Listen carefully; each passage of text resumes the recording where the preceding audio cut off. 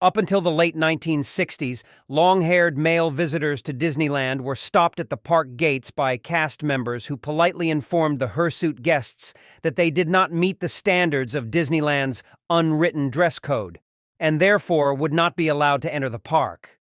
Disneyland's appearance code for employees, instituted in the 1950s, prohibited male cast members from sporting mustaches, beards, or long hair.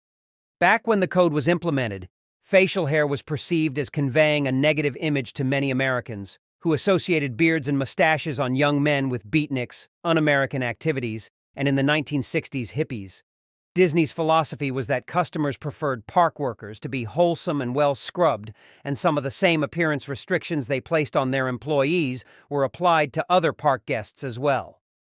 For example, Jim McGuinn, future founder of the Birds, was turned away from Disneyland in 1964 merely for sporting a beetle cut.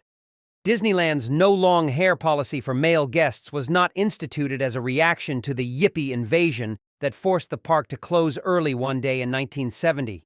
In fact, the opposite was true. The only reason the long-haired yippies were allowed in the park that day in the first place was because the restriction had already been relaxed.